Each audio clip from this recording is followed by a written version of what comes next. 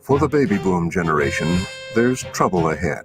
Workers are going to retire into despair and run out of money. The reality of retirement is starting to sink in. I thought when he retired it was going to be a lot different. It's scary as hell. The hardest thing is not knowing that I'll be able to retire. Good morning. How are you? Tonight on Frontline, correspondent Hedrick Smith explores the changing world of retirement, discovering how corporations are dumping old-fashioned pensions. Bankruptcy is a way to take legal promises and burn them. Examining how the new 401k plans are working. The idea that we should all be financial experts is a crazy idea. And asking, can you afford to retire? We're now shifting from lifetime pensions to lifetime work.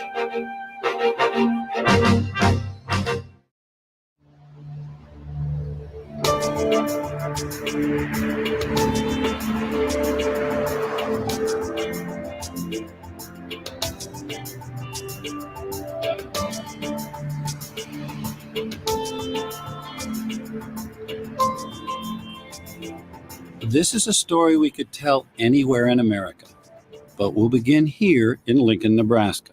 This top sheet says disclaimer and objectives. It's Monday morning. People in their 50s are getting the word on how to prepare for retirement. The number one goal that's listed there says to provide you with general information on retirement planning and your pension plan benefits. That's why these people have 401k type plans, and they're in for a wake-up call. I have some bad news for everyone in the room. Americans are not saving enough money for retirement. There's a lot of people that are my age that are really going to have a very nasty surprise in about the next 10 years. When I saw how much money I was going to need to maintain my standard of living after I retired, that was quite an epiphany for me that day. The sheet underneath. For many Americans, it used to be that your employer took care of your retirement. What we're trying to say is a lot of the decisions that you're going to have to make are decisions that only you can make. But now the tables have turned. Corporations have stepped back and put the responsibility and much of the cost on individuals. Our pension system has changed dramatically. People aren't going to have pensions like they used to, where you get a benefit for the rest of your life. People are going to retire basically with 401k plans, and that's all. The boomer generation is finding itself long on life expectancy and short on income. How many of you have seen somebody retirement age working at McDonald's or Burger King? Now, do you think that their retirement goals are to supersize fries? They're there because they have to, aren't they? I think this is a crisis in the making. I think 10 or 15 years from now, people who approach their early 60s are simply not going to have enough money to retire.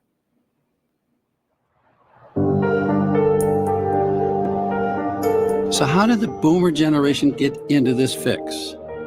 It's not something that happened overnight. The story unfolded over a couple of decades.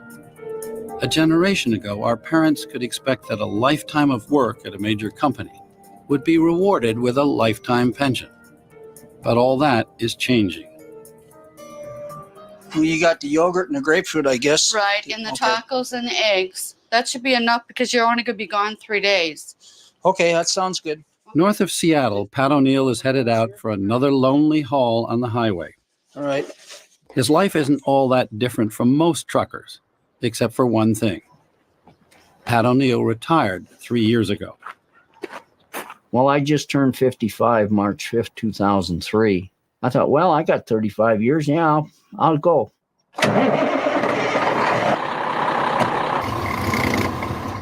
O'Neill is typical of his generation. He spent his entire career working as an aircraft mechanic for one company, United Airlines. I always felt I was doing quite well working for United. I had a work ethic, and I was very loyal to the company. When they called, I went to work. Back in 2003, when United was trying to cut costs, O'Neill says the company encouraged him to retire. And he said, if you old guys want to get out and save your medical insurance for your retirement, it might be a good time to think about leaving. O'Neill took the advice and retired, counting on a guaranteed $3,000 monthly pension check for the rest of his life. I knew I had a good retirement check would come every month, and we'd be able to just kick back, enjoy life, no more working midnights, live like a normal human being, as we call it, and spend quality time with each other. But after a while, Pat O'Neill got a jolt. His pension was slashed by a third. It was money that I worked for, that I earned, that I felt that I did my job. And my thought is that retirement is sacred. They do not touch that. This is what you signed for. It's flat wrong for a company to have to go back on their word as far as your pension. I'm going to be forced to have to stay working because of what United Airlines in the bankruptcy laws, the way it was indicated, said they could do it and got away with it. Pat O'Neill, like more than 1 million other workers and retirees, is a casualty of corporate restructuring and Chapter 11 bankruptcy.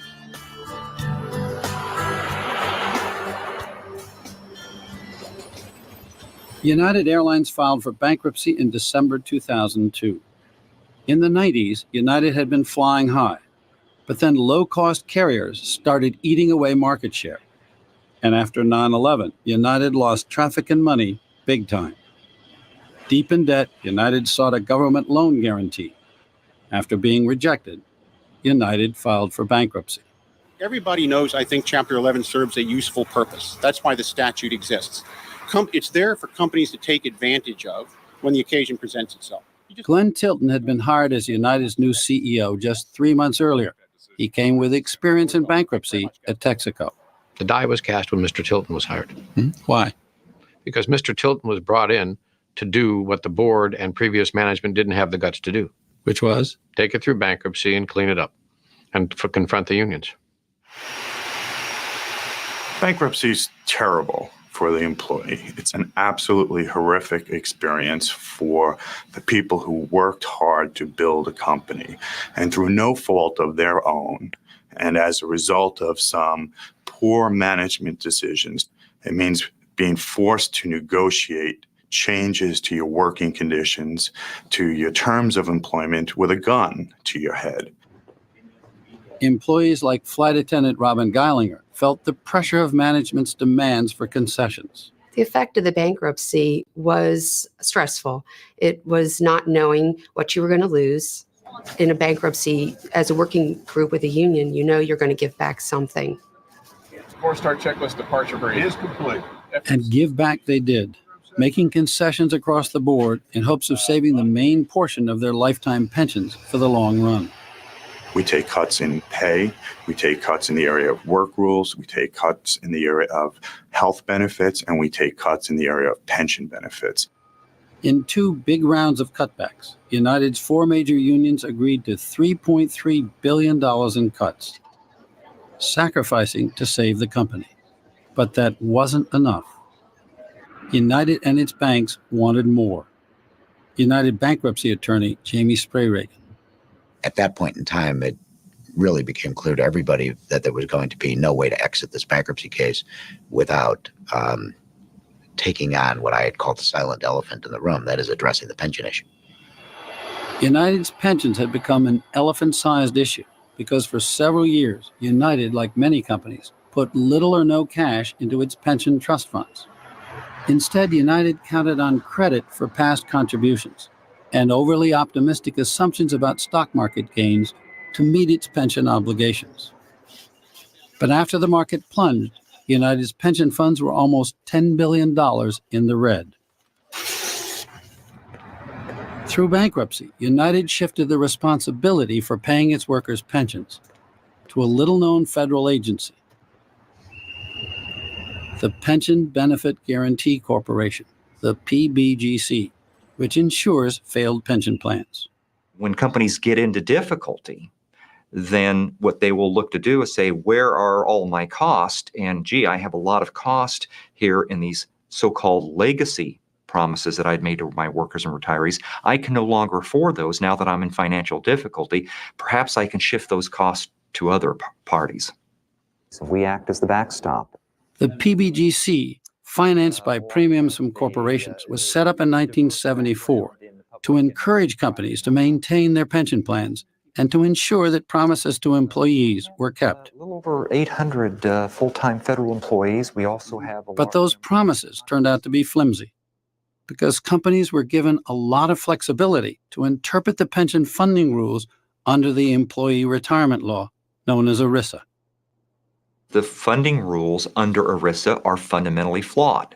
They're broken. They are riddled with loopholes. You mean Congress wrote a law that said fund pensions and then in effect gave them a free pass? I'm not sure you would characterize it as a free pass, but nonetheless, it does not require, the way it operates, companies to fully fund their pension promises.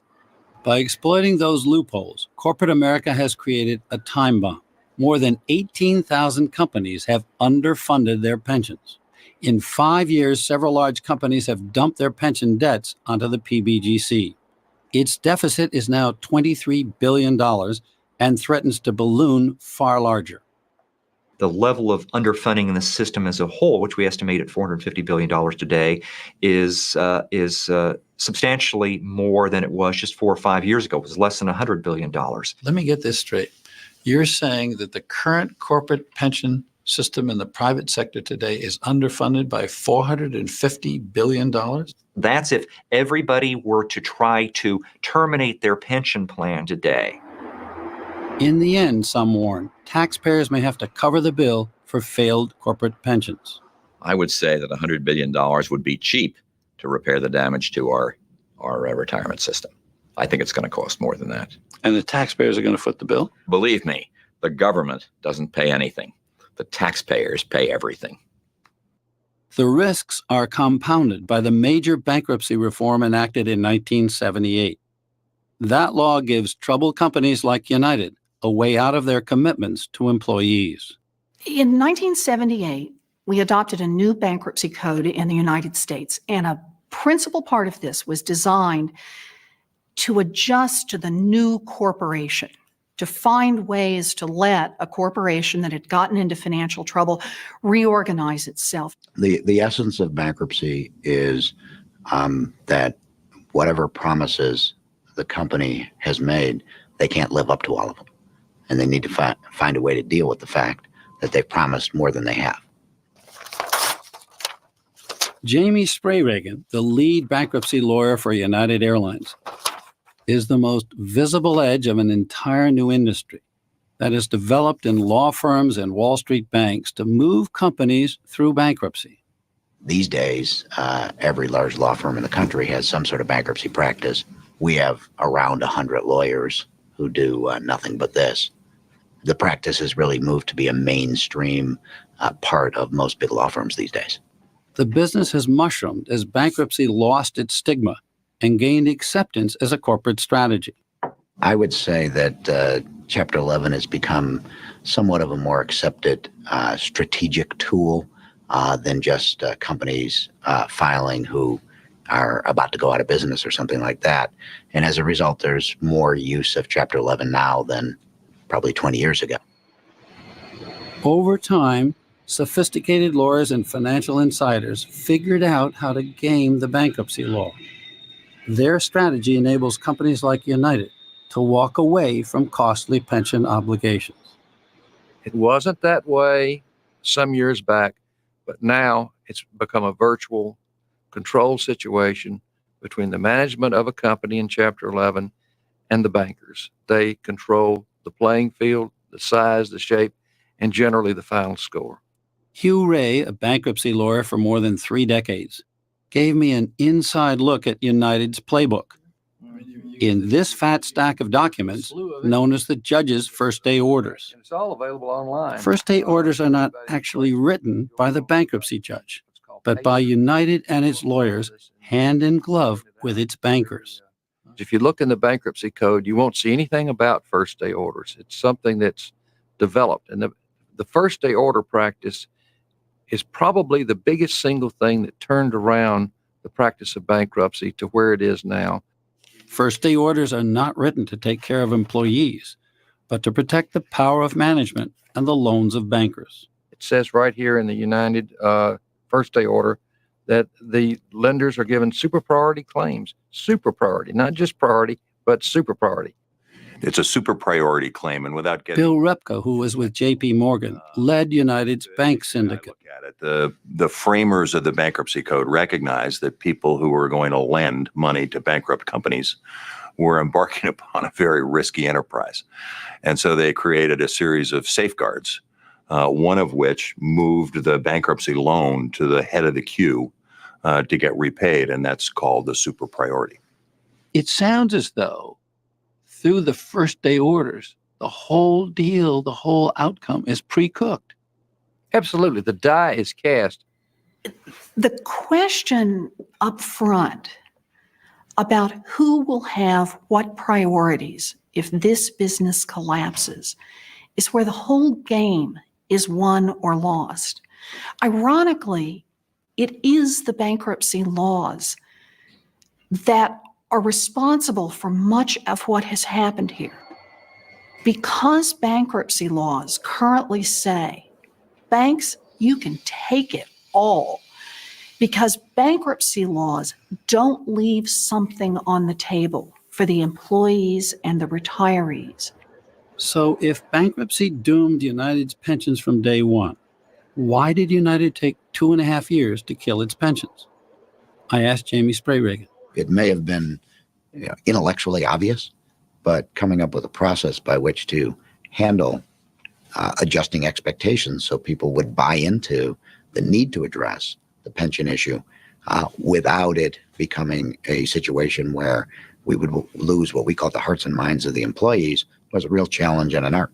Ultimately, what we concluded was that management had a very deliberate course of action set out from the beginning of the bankruptcy, which was to roll out demands for concessions over a period of time in an escalating way in order to bring the employees along without creating a spark that would have led to real labor unrest. A strike. A strike. What it really comes down to is how much can we take away from the employees before they finally say, fine, you take it, but I'm not working here anymore. And no one else will come to work for them either. That's what corporate reorganization in America has become. How much less can I give you and still keep you here? For United, the strategy worked.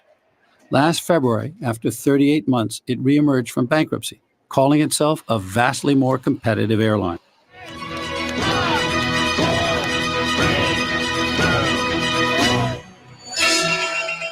Its top management triumphantly launched the company's new stock on NASDAQ. United is extremely important because it was considered a successful reorganization and that the airline came out flying. The airline survived. A number of the employees' jobs were retained. The routes were retained. And it serves as a good example of how you can reorganize in Chapter 11. In terms of who got what, well, that's another matter. The banks, with their super priority, got back every penny, plus interest, plus tens of millions of dollars in fees. Is that paid back in cash? Yes. First and foremost. Yes. Okay. Now, got a bunch of fees. Don't you get fees as well as interest rates? Yes. Collectively, how much do the banks make on these fees? We've never disclosed any of that stuff. The restructuring industry professionals were richly rewarded. Jamie Sprayregan's law firm was paid $100 million. People have said to us that the professional costs run something like $400 million. Probably in the neighborhood of that, yes. That's a tremendous amount of money. We could workers giving up $3 billion worth of pensions, and it's costing $400 million to get the job done. I wouldn't call it cheap, but to accomplish what has been accomplished, that's in the range of what happens in restructurings, even in healthy companies in corporate America. United's senior management got big bonuses to stay on during bankruptcy.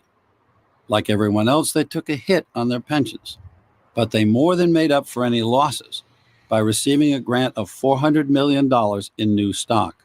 How are you? Good, how are you? Great to see you. Good to see you. But not everyone's pension was cut. All United employee pensions have not taken a hit. One notable exception is Glenn Tilton, who negotiated as part of his employment contract that a secular pension trust would be established for him for his retirement security. We didn't mean to embarrass you. CEO Glenn Tilton got special protection for his personal retirement benefit, a benefit from his former employer that was bought out by United. Our current CEO has decided to keep his $4.5 million pension. It was unfair that he was keeping his in his contract and we were having to give ours up. How about Glenn Tilton's retirement guarantee? I'm not going there. I don't want to go on the record with that one. Is that a good idea? When he's asking other people's pensions to be put on the chopping block? Glenn did a great job. I think Glenn's compensation was appropriate under the circumstances. Thank you very much. I appreciate it. Glenn Tilton declined Frontline's repeated request to talk about United's bankruptcy. But the company says it is rehiring again, training 2,400 new flight attendants to replace some of the more than 5,000 who left during bankruptcy. So we want the bread and the wine closest to the person who's on the forward side of the cart. United says it saved 55,000 jobs out of 83,000 pre-bankruptcy. Its financial advisors boast that United saved $7 billion a year in costs through bankruptcy. $5 billion in cuts came at the expense of employees and retirees. Unions report pension losses for more than 50,000 people because the government's payout formula from PBGC is lower than United's contracts. We're looking at the abandoning of corporate responsibilities. We're looking at changing the expectation of the middle class with regard to healthcare and retiree benefits. And it's just not United Airlines. It's happening all across the private sector in America today. The restructuring business, or the Chapter 11 business, is just part and parcel of the American economy. I call it the efficient workings of American capitalism. That efficiency took a heavy personal toll on rank-and-file employees. People like 42-year-old flight attendant Robin Geilinger. Geilinger says she lost pay, some benefits, and 30% of her pension. Because of the bankruptcy, I have gone through great changes in the time I'm away from my family and the time that I have to put to make up for the difference in the loss of pay and benefits. In the late 90s, I was bringing my yearly income was around $40,000. Now I am barely making in the low 30s, and I'm gone more. I'm gone a lot more. And you're making much less? Making that much less, and then having to put away for retirement now because we don't have the pension. That's an even greater strain on the income that comes in because I have to pay for medical and dental now. You got cuts in pay. You got extra expenses for medical and dental. You got insecurity on your pension, and you're going to have to work more years. More years, a lot more years. I'm going to have to, all that combined. Yes. I mean, how do you feel about that? I mean, at times you have to hold back the tears. What's the hardest thing? Not knowing. The hardest thing is not knowing that I'll be able to retire United. It's the hardest thing. You mean not knowing if the company will be here? That they will be here. Or not knowing if I'll be able to make the right decisions and be able to invest the ways that this new contribution plan is giving us, is not knowing. So the uncertainty is really what's got you. The uncertainty of not knowing where we're going, this is going to take us, this journey.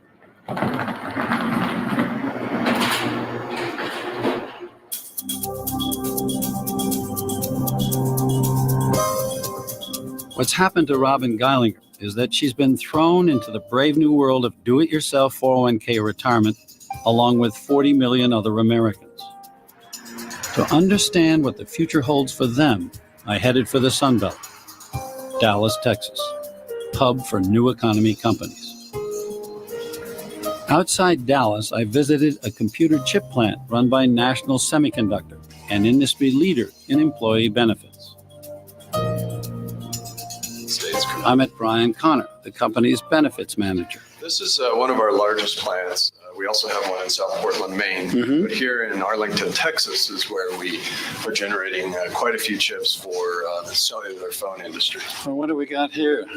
This is a level 1 clean room. Here's some suits we can count up in. Right. As we toured the plant, Connor told me that like most high-tech companies, National never offered its workforce a traditional lifetime pension. It was among the early firms to latch on to the 401k. We had developed a retirement and savings plan as far back as 1975. Over time, as the tax code has changed and legislation has evolved to meet the needs of employees' retirements, we have evolved with that. And then today, it exists as a 401k plan. National Semiconductor has been aggressive in promoting its 401k with employees, achieving more than 90% participation. National went beyond the typical dollar-for-dollar company match. And what we found is that if we could provide an additional 50 cents on every dollar to the employees, that they would focus on it more. We could raise our participation rates and we could actually get them to be responsible for their retirement. Did everybody get one of these pink booklets? National makes a special effort to educate its employees on preparing for retirement. This morning, a representative of Fidelity Mutual Funds, its 401k plan manager, is leading a workshop, and attendance is mandatory. Now, before I get too deep into this, let me say this, and you know this, you're in the driver's seat of this 401k.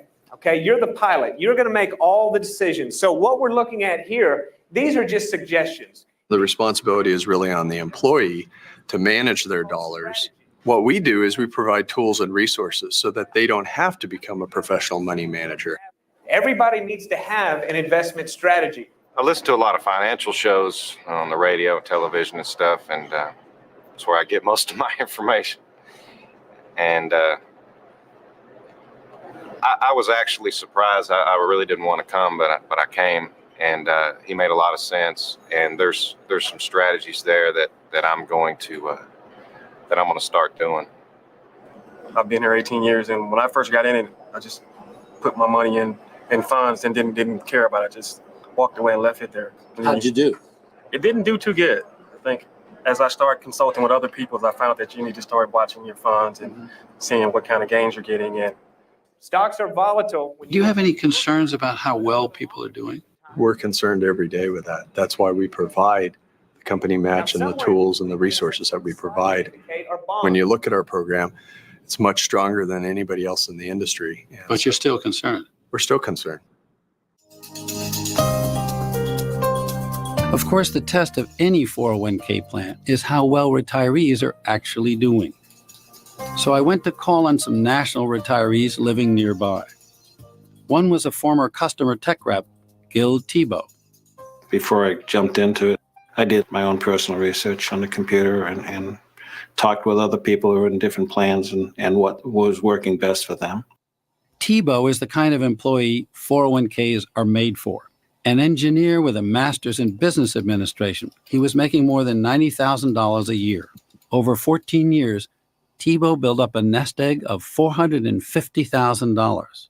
Well, my retirement was $500,000 because I got to start late. I would have, if I had started earlier, I would have set my target at $1 million, but I waited too long, like I think most people do. But not far away, I found another national retiree living a very different kind of retirement. Winston Crabb retired 3 years ago as a $50,000 a year equipment technician. During 16 years at National, Crabb says he faithfully funded his 401k plan. My assumption was that when I got to be 65, well, there would be a large amount of money in there for me to take cash out to put in our bank to utilize for whatever. Well, that didn't work out. But Crabb's wife, Bess, remembers the market dropping sharply in the 2 years before Crabb retired. So what's your recollection about the maximum amount there was in your husband's 401k? $120,000. That was our goal. And that's what was there. And then the market fell. That's right. So you lost about half of it. Oh, we lost more than that because it went down to 45. And we built it back up to 64. And then when the day that he drew out the 401k, it was 52. 52,000. Yes. Things got worse. Crabb had some debts to pay, and he got socked with a tax bill when he cashed out his 401k in a lump sum. I just went with the information that I had and thought I was doing the right thing, which I wasn't. So what'd you wind up with out of the 52,000? I think it was 26.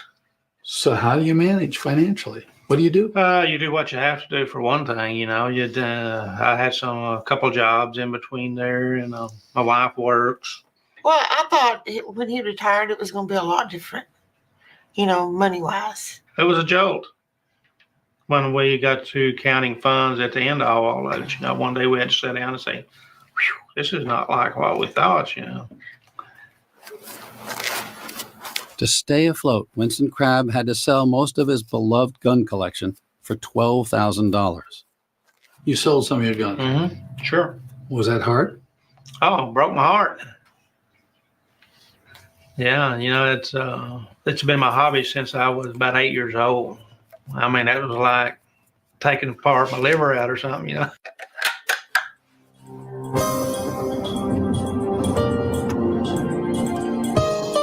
I was curious, why would Tebow and Crabb have such wildly different results with the same 401k plan?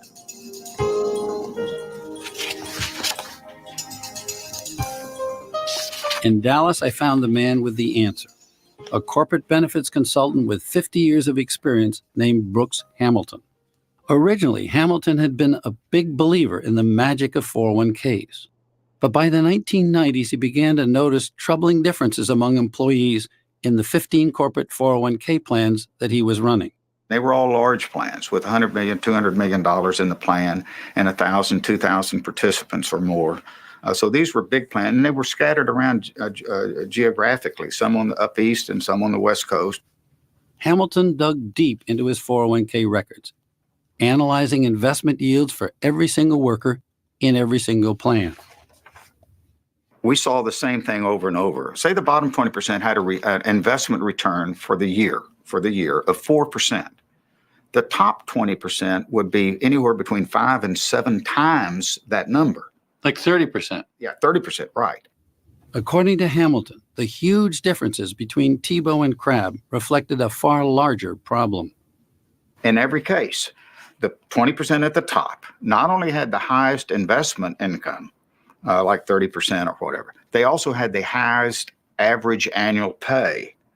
Whereas the bottom 20% not only had the lowest investment income, 4%, they had the lowest average annual pay. So what you're saying is the best paid people, the richest people, are getting richer, and the middle class workers are falling further behind. Yes, that's exactly what I'm saying. I label this yield disparity. I just coined the term. I thought we have a yield disparity that is a financial cancer in our great, beautiful 401k movement. And I had never seen it before, but it was everywhere I looked. What do you mean a financial cancer? It would destroy the opportunity for ordinary workers to retire in dignity. They couldn't get there from here. It's a huge problem. Half of America's workers are not covered by any retirement plan. 40% are enrolled in some 401k style plans. And according to the latest report from the Federal Reserve, the average family's account balance is only $29,000. And it's not just average Americans who have trouble making a 401k work well. Even the experts have trouble. I have made virtually every mistake that I look out there and see other people doing. We live busy, complicated lives. Saving for a retirement is a really hard thing to do. Yeah, what's going wrong? Everything has gone wrong. The individual has to make a choice every step along the way. Individual has to decide whether or not to join the plan, how much to contribute, how to allocate those contributions, how to change those allocations over time, decide what to do when they move from one job to another. think what to do about company stock. And then the hardest thing, which we haven't even gotten to, is what are they going to do when they get to retirement and somebody hands them a check? How do you figure out how to use that over your retirement span? So what you're suggesting is all this individual control may not be such a good idea. Well, the numbers aren't very encouraging. For a hard look at the numbers, I visited a leading Washington think tank on pensions and retirement issues, the Employee Benefit Research Institute. Watching an entire generation of retirees. Jack Vanderhei is a research fellow. At his fingertips, Vanderhei has a huge database on employee benefits. Right now, we have data on 16.5 million participants from about 45,000 different 401k plans. Wow, that's a lot. Okay, when you look at that data, what do you find out about the generation that's just about to retire, folks between like 60 and 65? How much have they saved in those 401k plans?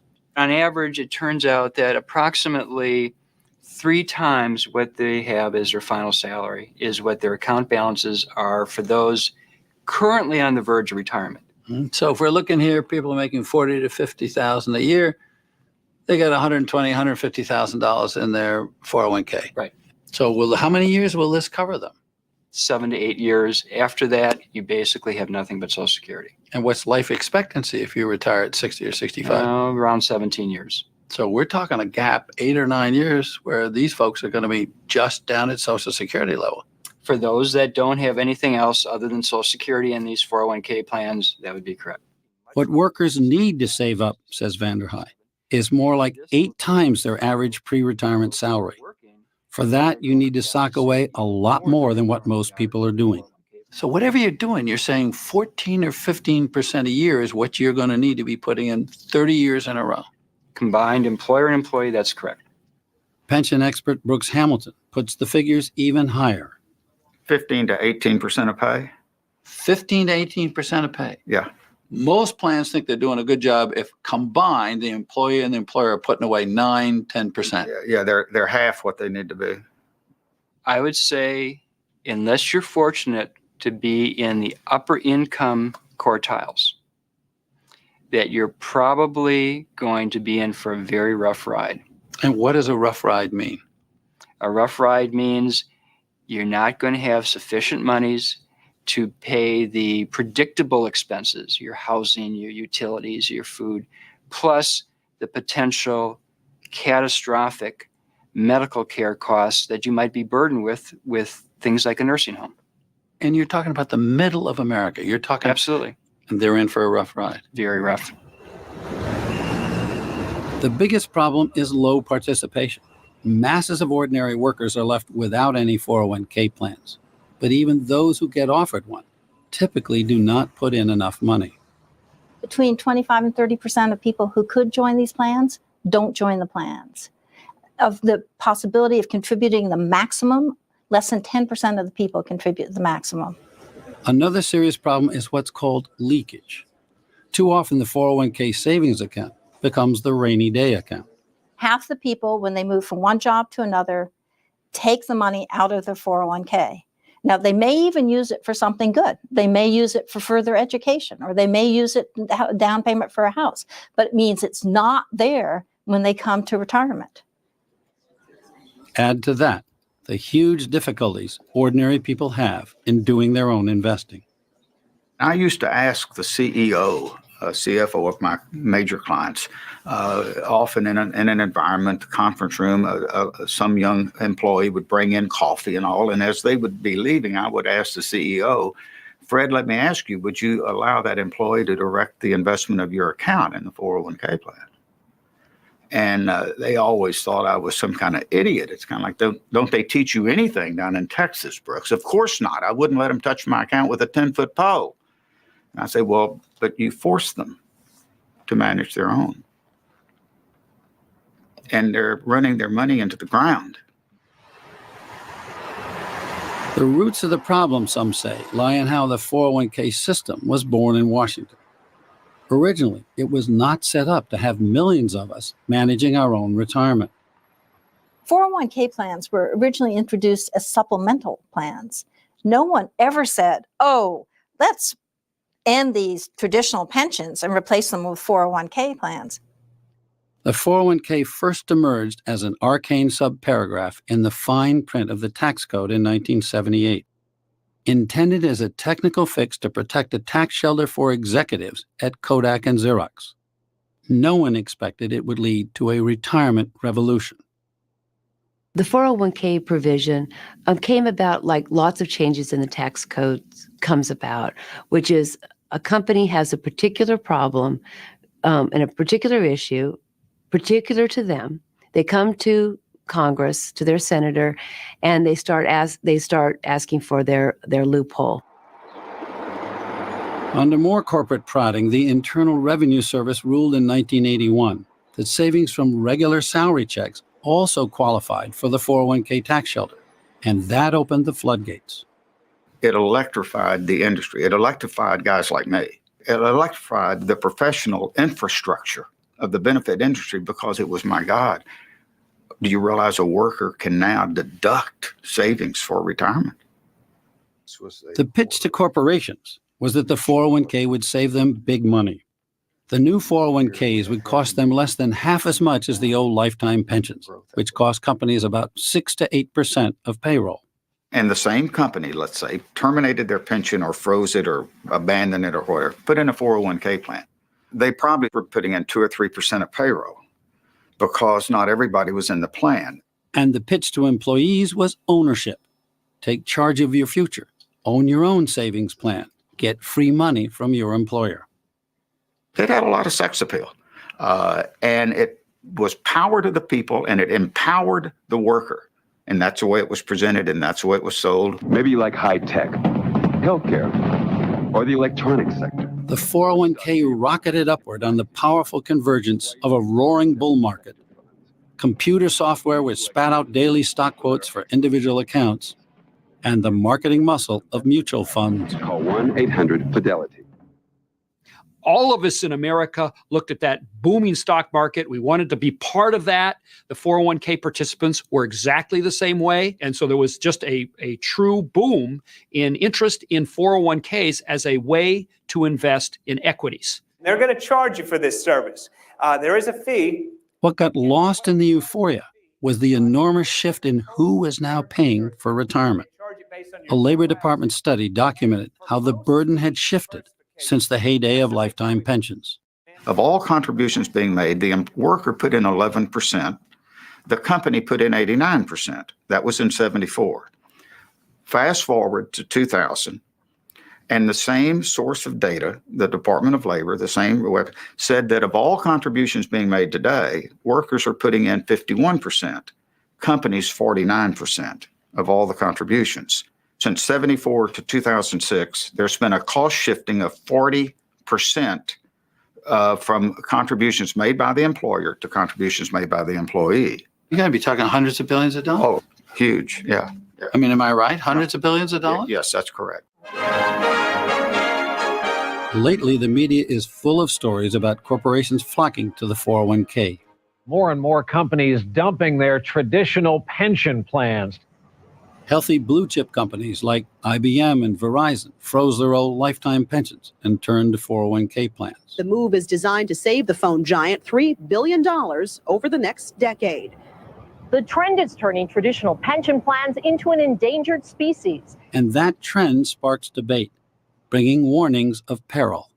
For boomers who are middle-income boomers who have only 401k type plans and don't have the traditional lifetime pension, they're at risk. And I'm alarmed by what I see because they are not prepared to face the length of their retirement. They're not prepared to face the expenses they will likely face. This is a generation that may well end up depending on Social Security alone. That's not going to be very satisfactory to them or to us as a society. Big drop in standard of living. A big drop in the standard of living for many people who thought of themselves as middle class. These 401k plans were initially supplementary plans to these basic pensions.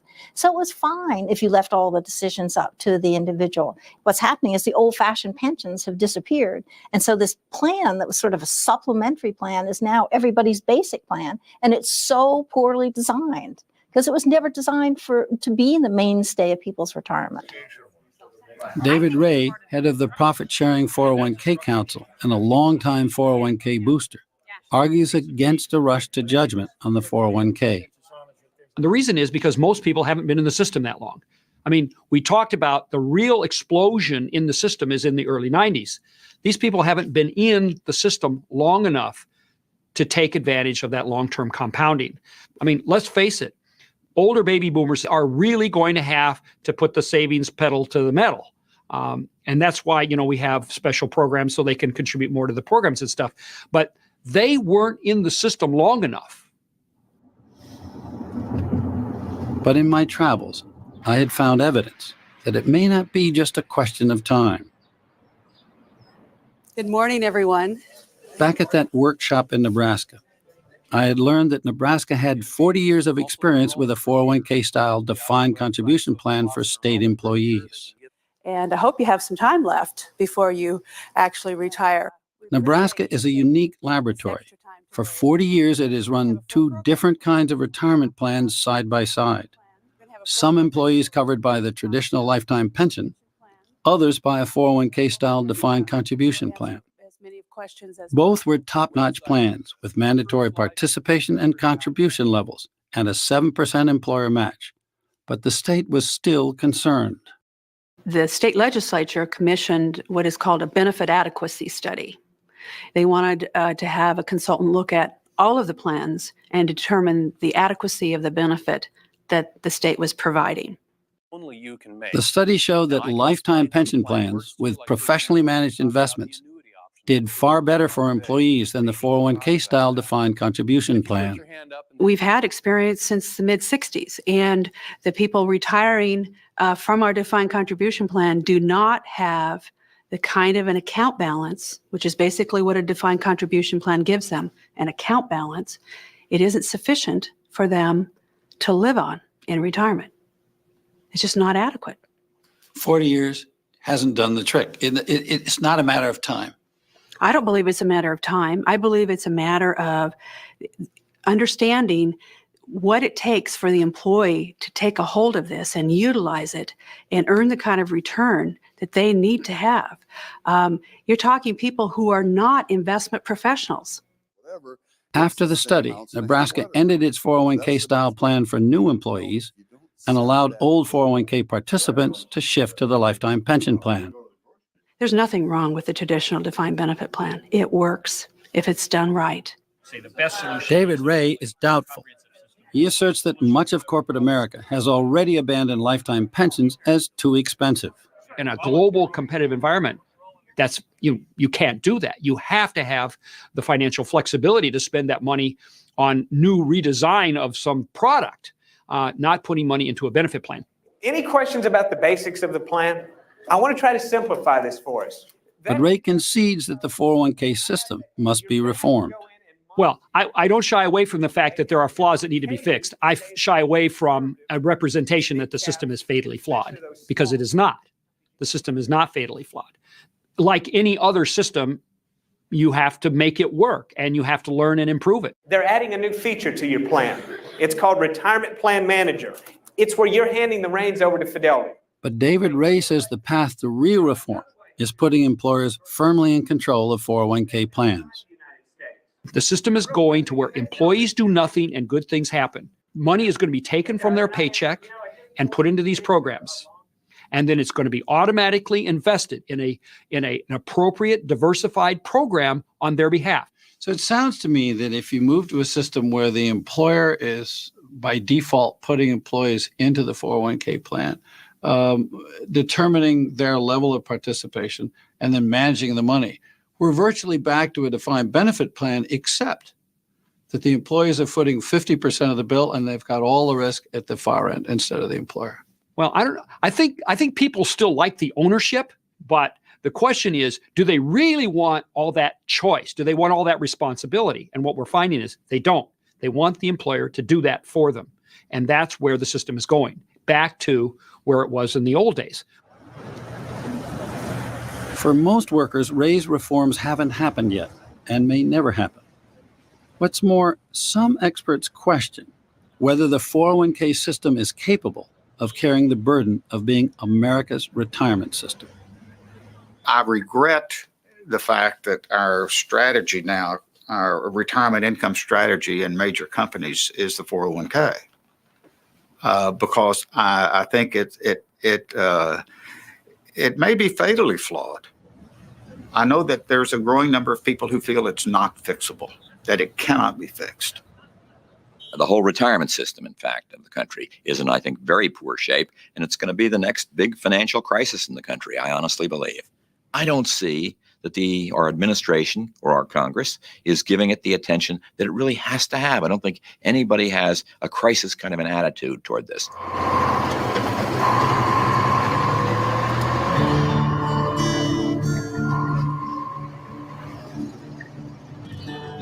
Meanwhile, millions of ordinary Americans are facing the crisis of retirement on their own, and the options are few.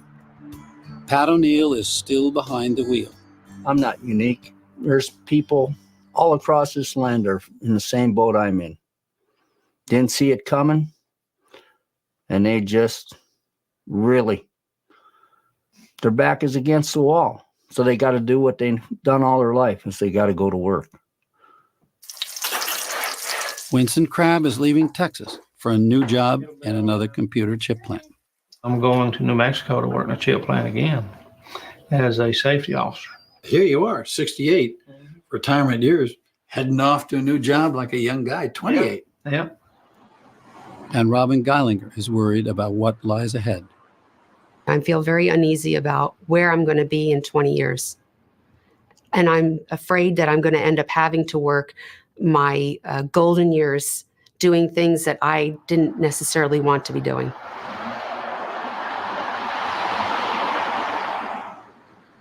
Baby boomers will be facing a very different kind of retirement life than their parents. The research shows that they might be able to keep the same amount of income, relative to what they earned. So the middle class baby boomer may also maintain their middle class lifestyle into retirement, but there's one big difference. The only way they can do it is if they work.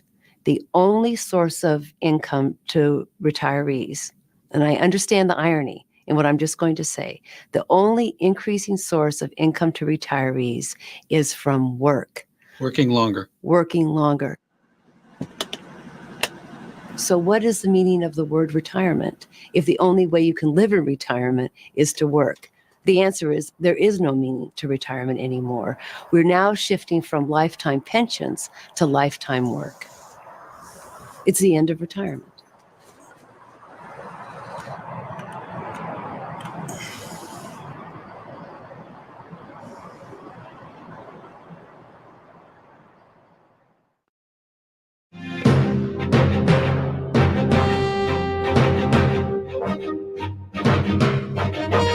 Next time on Frontline.